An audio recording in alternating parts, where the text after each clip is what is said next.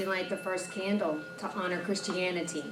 God is able to make all grace abound to you, so that having all sufficiency in all things at all times, you may abound in every good work. We light the second candle to honor Judaism. May Adonai bless you and keep you. May Adonai deal kindly and graciously with you. May Adonai bestow favor upon you and grant you peace. We light the third candle to honor Buddhism. What ultimately matters is how we view the things we have. Do we use our wealth to build up our egos and feed into our sense of entitlement, or do we share its benefits and the positive advances it can bring? We light the fourth candle to honor Taoism. If you understand others, you are smart. If you understand yourself, you are illuminated. If you overcome others, you are powerful. If you overcome yourself, you have strength. If you know how to be satisfied, you are rich. We light the fifth candle to honor Hinduism.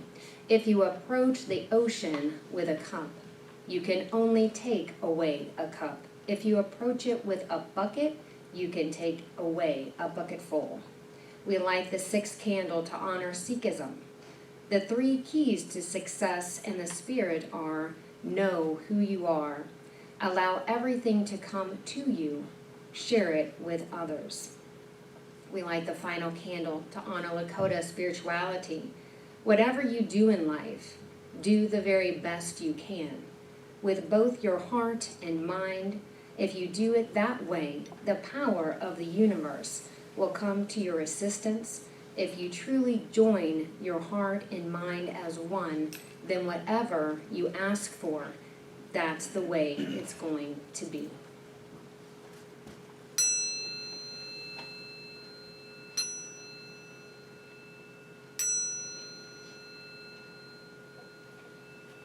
Spirituality in action.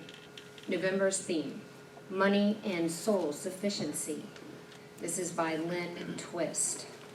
Sufficiency resides inside of us. We can call for it forward.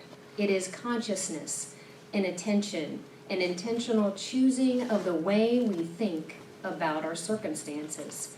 Sufficiency is an act of generating and making known to ourselves the power and the presence of our existing resources and our inner resources. Sufficiency is a context we bring forth from within that reminds us that if we look around us and within ourselves, we will find what we need. There is always enough. So if you can just take these words into that inner sanctuary for a few minutes of contemplation with me.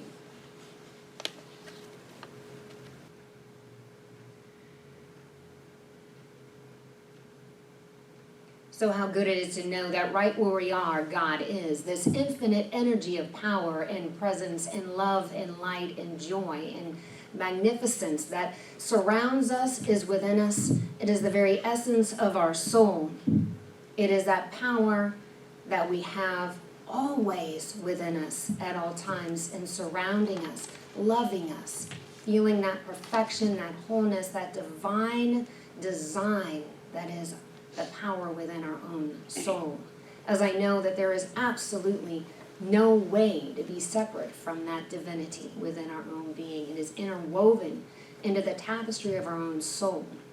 And so I know that same energy orchestrates this whole entire service with our band, with Reverend Cece, with the Children's Church, with every single person present and people that are in this community and listening on Facebook and everywhere else. I know that we are uplifted. We are blessed. We are so blessed in this time together. And I give such thanks. Thank you, thank you, thank you, God. And together we say, and so it is. Amen. I threw it back out the other day, so I'm a little gimpy. So, this month we're going to talk about money. And the reason is because all year we have been exploring how we live our spirituality in the world, right? What we're trying to bring into our consciousness what our relationships are with everything in the world, whether it's other people, whether it's our work, whether it's our families, all the things that are out there in the world, because it's in our relationships that our spirituality comes to life, right? Whether it's our relationship with stuff, or our relationship with people, or our relationship with the planet, our relationships with anything. That's those are the places we show up with how we think and believe and say and what we do. And so we're going to explore our relationship with money, because it's one of the things I think we have the most trouble with. And it's one of the areas in which we are the least free. There's a whole lot of subconscious and unconscious stuff going on in our relationship with money, isn't there? It's interesting. And so my invitation is this month to bring it into conscious awareness, to see where we are excluding this area of our lives from the wholeness, from the allness that we talk about every single week. I think for most people, money is a source of anxiety and a catalyst of guilt, sometimes even shame. I don't know anybody who doesn't have stuff around money. Even, I used to work for this guy who had millions and millions and millions and millions of dollars in the bank for retirement. He was afraid to quit working. And it's like, how long do you think you're going to live? Another 150 years? You can't spend what you have in 150 years, He was afraid to stop working. So if we want to be happy and free and joyous and fulfilled in our lives, I think we have to align our relationship with money with our innermost selves. So we have to change the way we think about it and what we believe about it. I read a really interesting quote from an investment counselor named Mark Kinney. He said, "Money's like an iron ring we put through our nose. It's now leading us around wherever it wants. We just forgot that we're the ones who designed it." We made it up, remember? And we forget that. But unless and until we become conscious of our relationship with money, it leads us around by the nose. Only when we become aware of what we really believe about ourselves and money in our lives, only when we understand the way we think about it habitually can we change the way we think about it and remember it's not where the power is. The power is not in that piece of paper or that electronic record or that quarter in your pocket. That's not where the power is. And we learned this very early on because our society is set up so that we learn from birth or before that money is power. Money we associate with beauty, with thinness, with quality of life, with all kinds of things. We come to believe that more money is the answer to all our problems. Unfortunately, that belief right there, that more money is better, actually gives rise to feelings of scarcity. Because as long as more is always better, we will never get away from the felt experience that we don't have enough. That we won't ever have enough. That whatever we have isn't as much as the guy down the street. And I find myself doing this all the time, and I don't think I'm alone. I have a prescription I have to fill. It won't kill me if I don't fill it, but it's important, and it costs $532 because my insurance is terrible. But anyway, for some reason, I look across the street at my neighbor and think, he doesn't ever have to worry about that. He and his wife are retired, and they're having lots of fun. They must have plenty of money, and I get jealous. And that is a story I made up in its entirety. I have no idea whether my neighbor worries about money every single day or not. I make up these stories, and I feel jealous and frustrated and embarrassed that I have to think about this expensive prescription at all. And I don't think I'm the only one who ever does that. I don't think I am. I think we all make up stories about how that person has more money, and if we could have what they had, we would be okay. And we get frustrated out of that sense that there's not enough, that there will never be enough money. And when we feel like that, guess what? That's our truth. That is the way we experience our life. There can never be enough money to cure that belief. Never. Never. There can never be enough, because the feeling of lack and scarcity isn't about money at all. It's about us. It's about who we forgot we are. It's about the fact that we forgot who we are. It's about powerlessness, because we forgot that the power comes from within us. We forgot that we are the causative force of our lives, not the money. The money is a symbol, right? It's paper, or at best, a little tiny bit of silver and a bunch of junk metal. We forgot that we designed it. And those feelings of lack and insufficiency rise up in us because we forgot who we are and what we are and how much power we really have. We forget this about a lot of things, but it's really clear when we forget it about this thing. In the amazing book that the reading today came from, it's called The Soul of Money by Lynn Twist. And she says, everyone's interested in money, even those who say they're not. And almost all of us feel a chronic concern or even fear that we will never really have enough or be able to keep enough of it.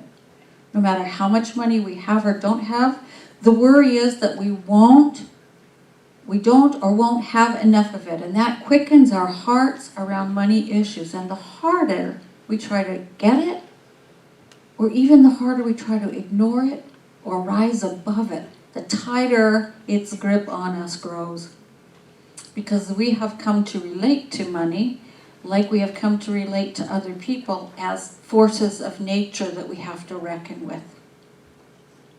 We've forgotten that money only has the power that we collectively have given it, and that we individually have given it. And that is not our fault. We're surrounded by a culture that is defined by money, right? That culture shapes our relationship with money before we're ever aware of it. And that relationship leads us to the place where we believe that money is more powerful than we are. Our relationship with money is deeply conflicted. So what I want to talk about today is how we might be able to see that relationship more clearly with different eyes, how we might be able to view it with the eyes of the soul. That's what we've been doing all year, is how can I get more of my inner self into this, whatever it is we're talking about, whether we're talking about our relationship with the planet and how we live on it, our relationship with each other and how we show that and love each other. It's all about getting more of the soul involved, more of that deep self involved, more of that place where the divine lives within us, involved in what we're doing consciously. You know, when we start to shift that view and start to view our financial lives through the eyes of soul, then we can start to bring our money issues into that domain. You know, when we're in the domain of soul, we're always in integrity, right? We act with integrity according to our beliefs. We have the capacity to be moved by the world around us. We're trustworthy. We trust others. We feel at peace because we're each an integral part of something greater, an essential and integral part of the whole.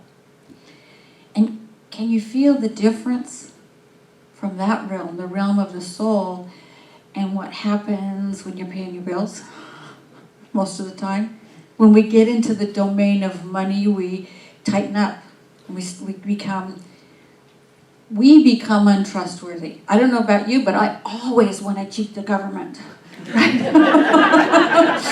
I always want to pay the least taxes I can possibly get away with. I think, God, maybe I can put this medical bill for my dog, and maybe I can slide it in there. Of course, I don't do it because the soul wins out, but I'm always trying to think about how I can get away with paying the least amount of taxes. I'm not the only one who does that either. I know. I know that's true.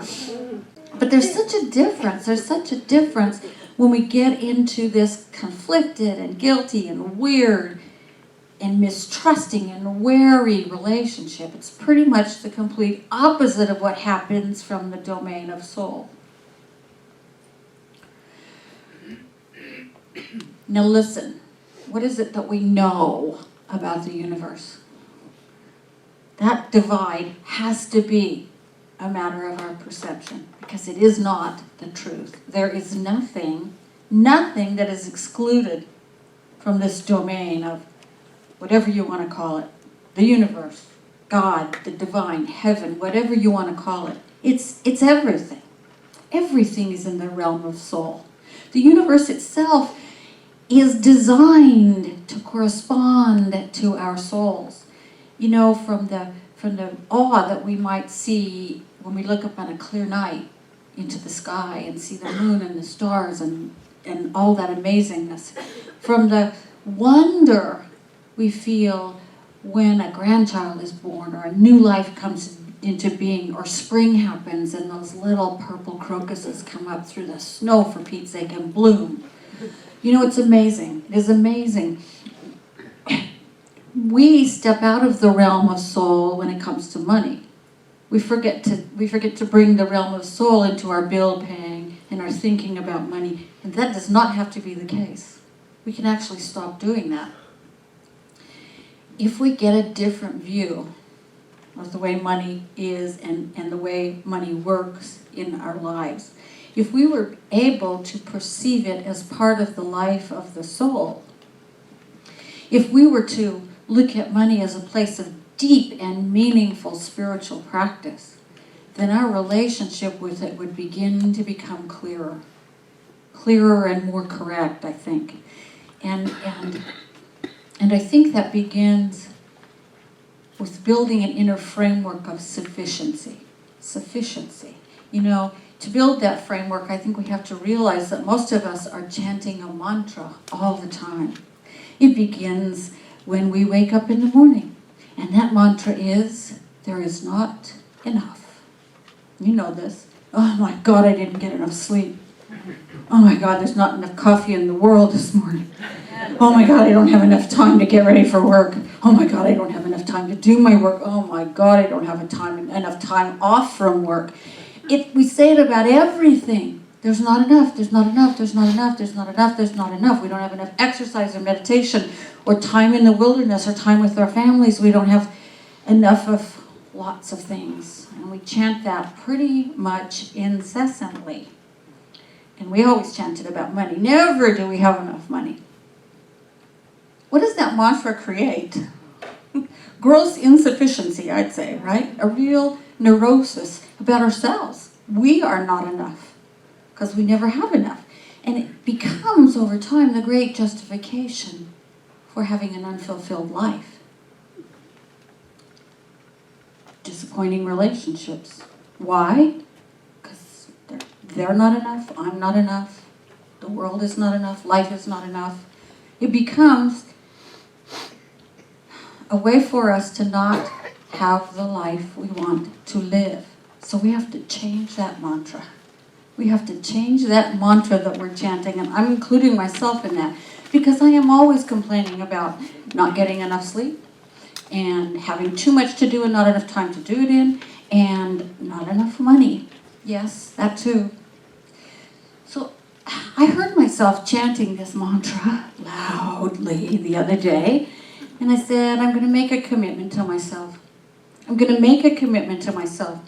I'm going to spend some time daily, 5 minutes, contemplating the sufficiency of my life, the sufficiency of everything in my life, and feeling grateful for it. I'm going to sit for 5 minutes and realize that in this moment, I have everything I need. Everything. And when I hear myself going, there's not enough, I'm going to stop. And I'm going to say, I have sufficient time. I have sufficient sleep. I ate sufficient food. I have sufficient clothing. I even have enough shoes. People who know me will understand that. I have enough money. I have enough of everything. I want to break this hypnosis because it is, I guess I finally saw it for what it was. Utter falsehood. It is just something I keep repeating to myself. Let's go back to that word sufficiency. I have sufficient. It doesn't mean I'm barely scraping by. It's not 2 steps up from dire poverty. So it's not an amount at all. It's an attitude. It's an approach to life. It is an experience. It is a context for life that we bring from inside ourselves.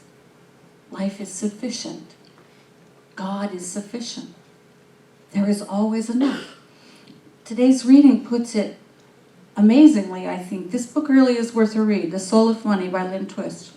Sufficiency resides inside each of us, and we can call it forward.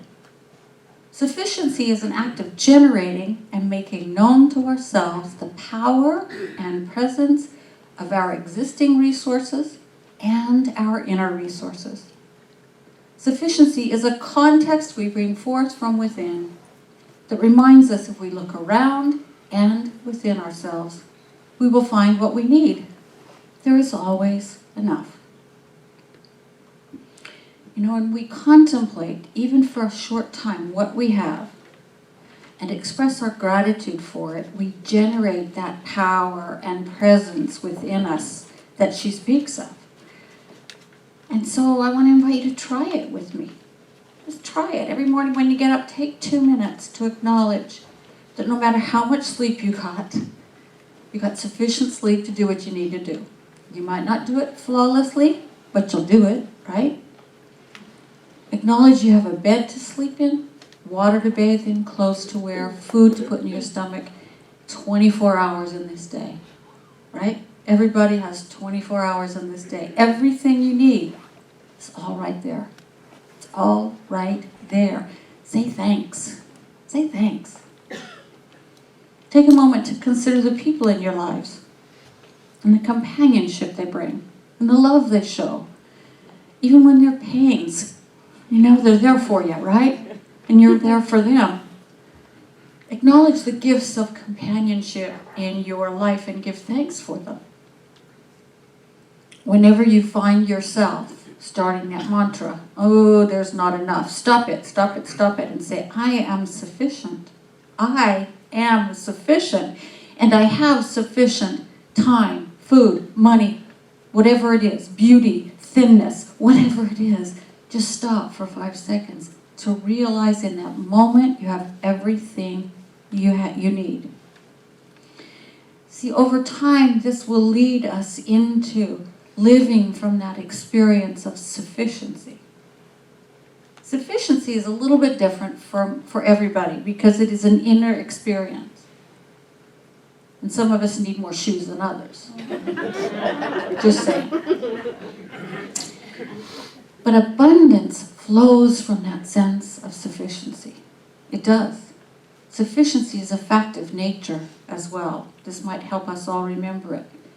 Nature is sufficient. The universe is sufficient. And so are you. And so are you. I promise it'll be so worth it.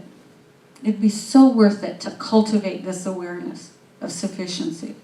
Because living from sufficiency is enormously powerful. We reframe our relationship with everything. And that's where we come from, right?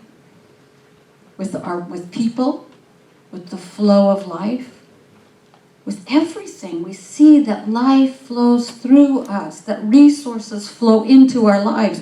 We use them and they flow in and out of our lives all the time.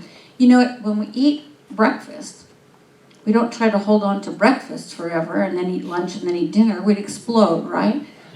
Things flow through us, literally and figuratively. Life flows through us. It brings the resources we need, the calories we need for that period of time. Then we get some more calories. and then we get some more calories.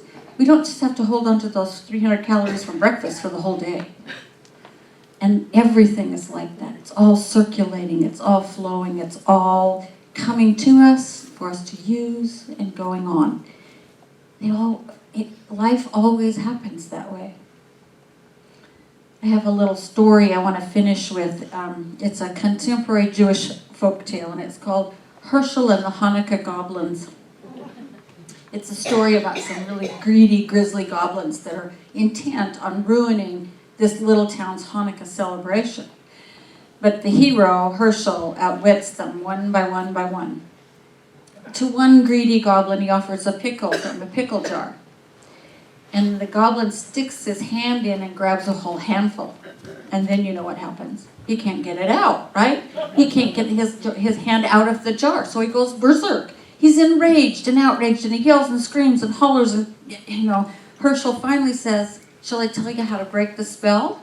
And the goblin says, "Yes, I can't stand it anymore, I can't stand it anymore." Herschel says, "Let go of the pickles. Your greed is the only thing keeping you prisoner." I wouldn't even call it greed, I think it's fear. That goblin was afraid if he didn't get all the pickles, he'd never get a pickle, right? Our learned fear of scarcity has us wrapping our hands around things and never letting go. We wrap our hands around everything that comes to us, and we stay there trapped, hands full, hearts fearful. Or we can learn to trust God, to trust the universe, to let go, to move into this awareness that we are sufficient and that life is sufficient.